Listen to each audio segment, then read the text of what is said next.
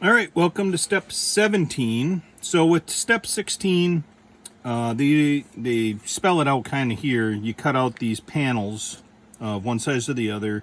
They fit in 3 different places depending on which version you want to do. They're identification panels that are used on the back of the turret. I am not interested in them at all, so I'm not going to do it, but you make them out of cardstock, simple thin styrene. I thought they included some in the kit, but I don't really see any. And I put all the parts on there so I can't flip the instructions over to take a look. But anyways, it's super simple. In step 16, those are the actual size for the part. So you just have to go out and buy some sheet styrene and cut that out, I guess. Unless your kit comes with the plastic. Regardless, I'm not dealing with it. So, and step 16 is pretty easy. You end up just attaching it to the back of the vehicle, and that's that. So, moving on. Part E39 and part C4 go together, like so. I already built one and was practicing some hand painting on it, but it doesn't matter. It's going to use that. Some people have discussed that this particular shape is off. I'm not too worried about it at this point for me. And what I'm going to use this for. And it attaches right under the back of the turret right there. I'm going to leave this off for just a moment. And what I want to talk about also is so if you look at the kit, I've got to find that sprue, doggone it, sorry. I believe it's sprue B, might be sprue A. Looks like it's A. Anyways, the original ammo boxes that came with the Bradley kit of the M2 variety, yeah, here we go. So these are parts A34. They are very anemic. I mean, they basically show, they have a little rectangular block for the handle and just some slight shaping that allows it to look like a lid. Hollow back, pretty anemic. I mean, that's it barely makes the proper shape. So in the kit, they give you now part E27, and part E27 is a much more detailed piece. I'm going to show that here. You get a little bit of a better looking shape for a handle. There's a little bit of an undercut on it.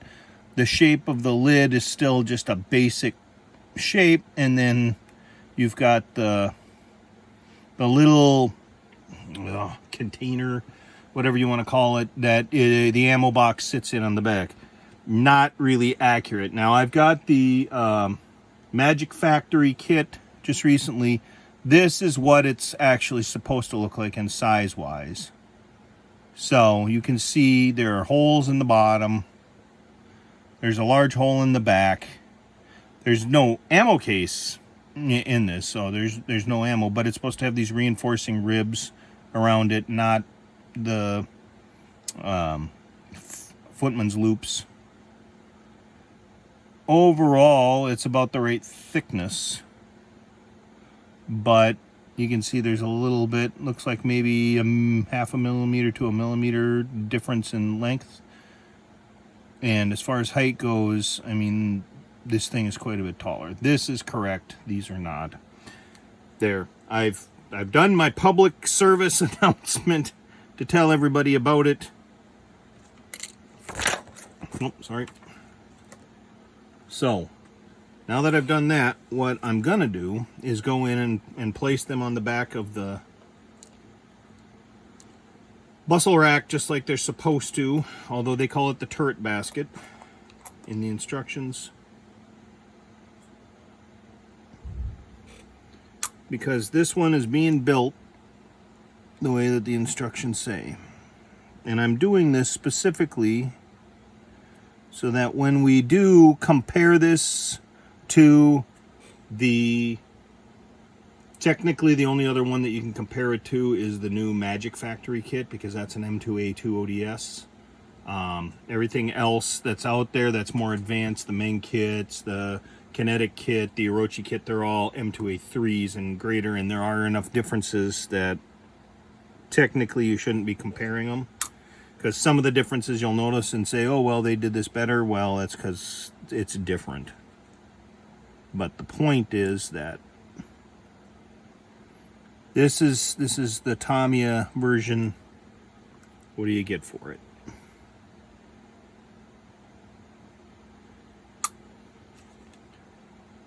And overall, if you were building an American M2A2 ODS in, say, for 1996 or something like that, this is not a bad representation at all.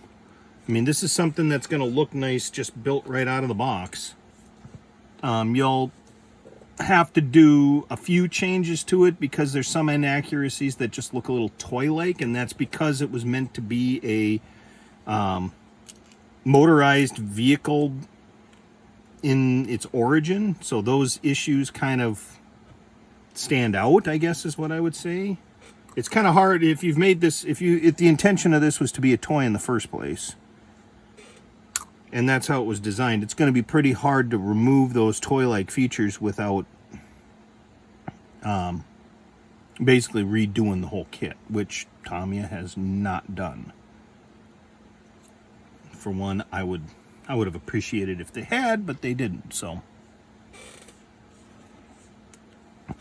part A26 goes right on there. Now part A20 goes in between the outside portion here and this reinforcing rib right there. And I didn't clean this off the way I wanted. Some of these seams actually kind of hide from you unless you look at them at just the right angle, and you don't really want a seam in there on that rod per se when you put that on, because it'll cause things to warp or push out and it just won't work right. So it just slides on very gently. But now that that's on there, put this in, and I'm going to glue this on. I'm not going to keep this movable just because there's nothing in there to see. And even if you're going to put the figures in, there should be more. Okay, I'm going to amend that. I'll try and keep it movable.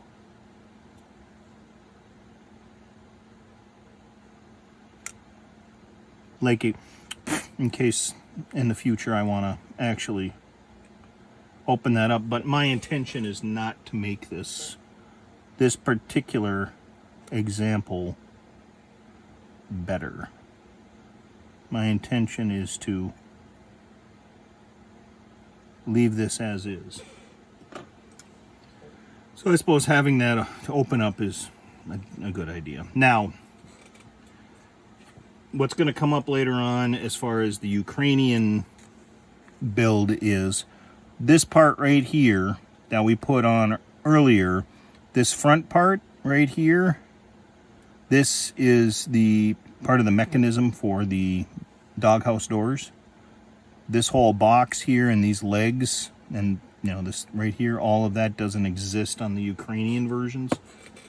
So that'll be something that'll have to be dealt with in the future. But for right now, you want to make sure when you take these parts out that you've got the right one, but they're pretty easy. F25 has the little diamond at the bottom. F27 has a little cut. So it's going to be hard to mix them up. So you can have the doors open, or if you want, you can have the doors shut. But you've got to glue them in one or the other position.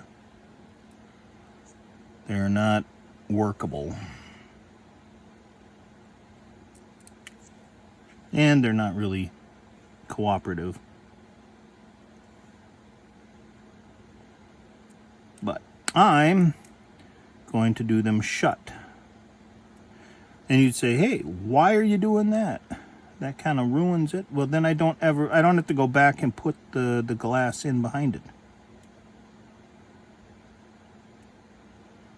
It's taken care of. In that regard, there's nothing really to see.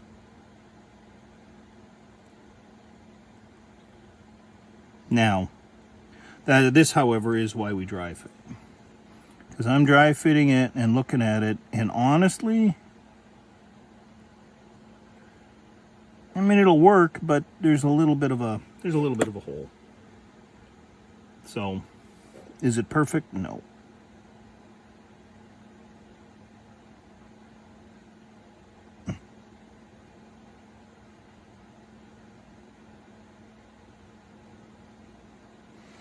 There we go.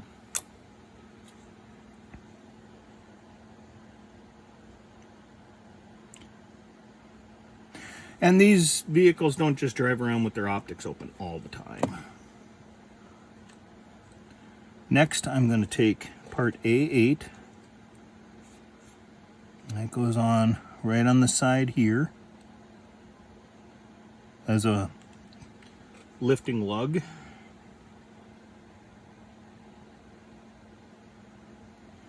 Put that in there.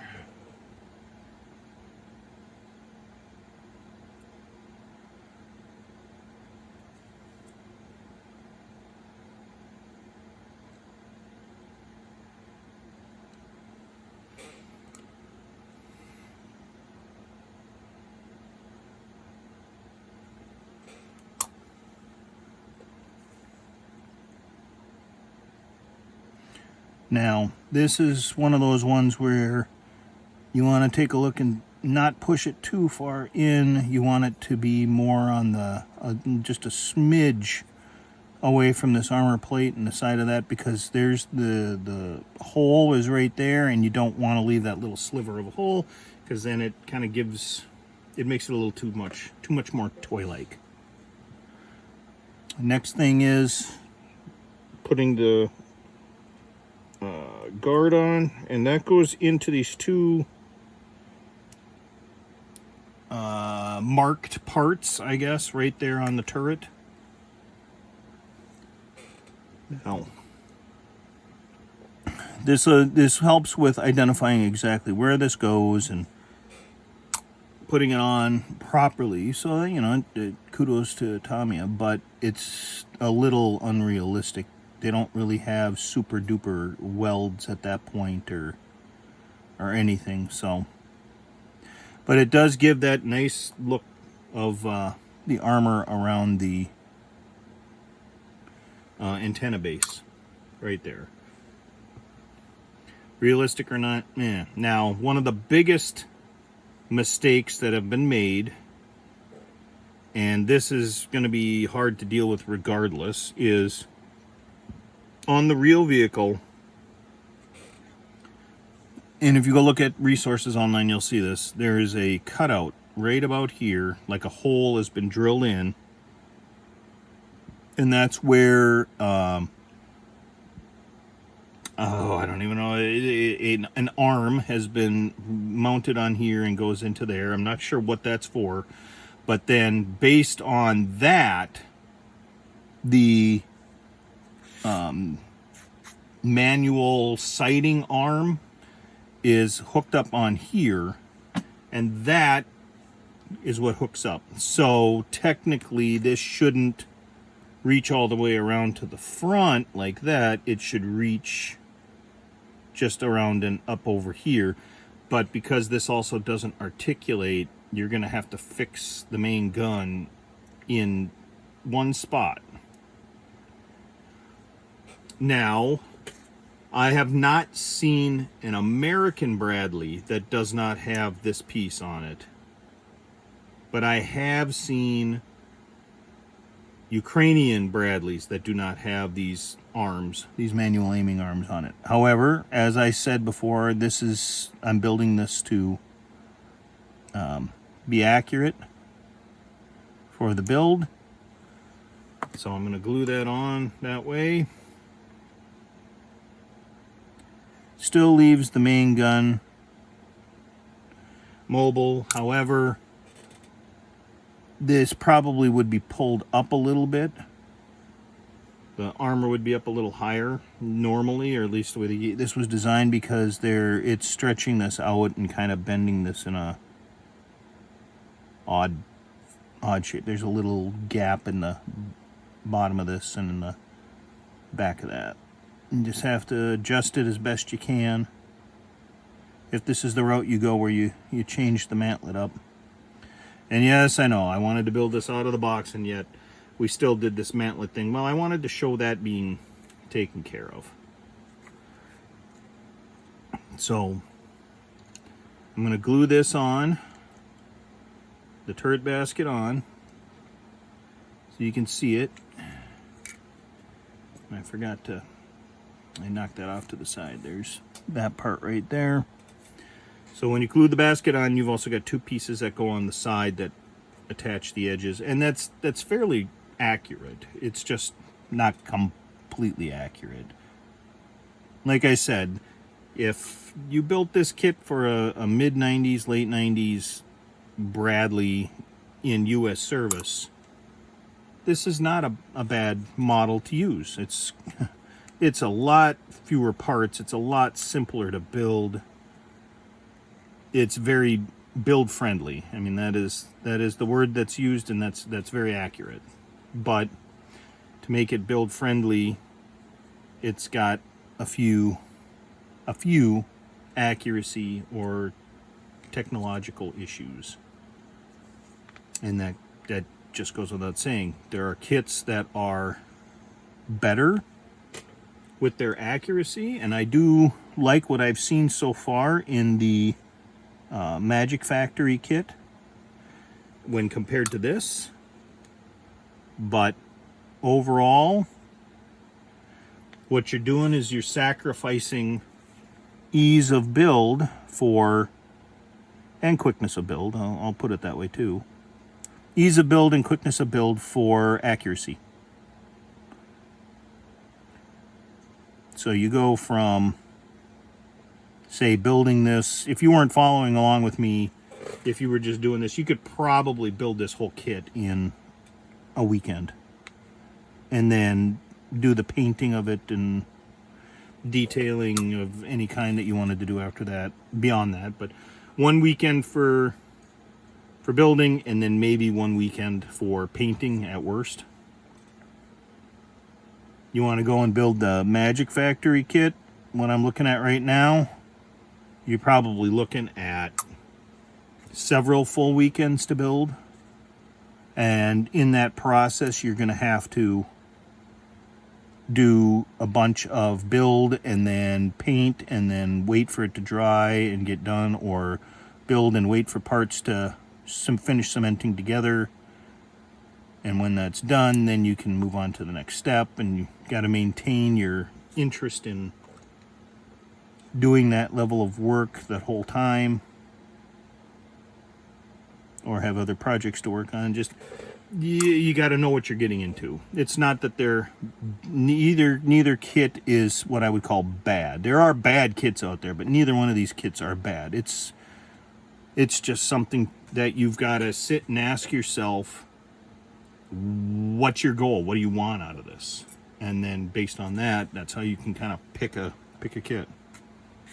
So at this point in time, I've got this all glued on, and I'm going to let that dry. I'm happy with how this is coming out. I mean, it looks like a Bradley turret. So that's step 17. Again, I'm not going to put the ID panels on at all, so I'll see you for step 18.